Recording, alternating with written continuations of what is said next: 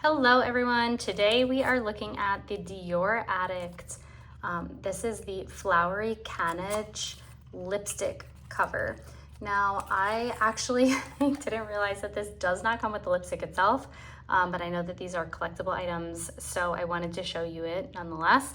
I am newer to Dior lipsticks, but I thought that this detailing was so gorgeous that I wanted to give them a try literally just because of this. Now, it does have some ridges on the inside, so it is gonna like click in perfectly in there.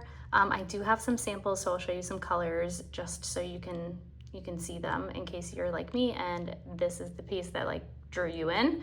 It has a raised Dior right here, and then the material here, it's like a faux leather with stitching. Now, what I really loved is like this dove and little flower pattern is a pattern that they've used on a recent square scarf.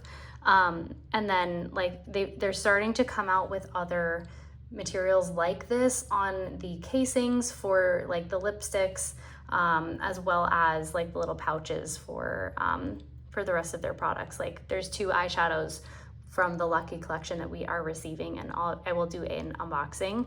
But overall, I really love this. I think it is such a piece of art, and I'm just gonna so enjoy bringing this out of my purse. So that is the product.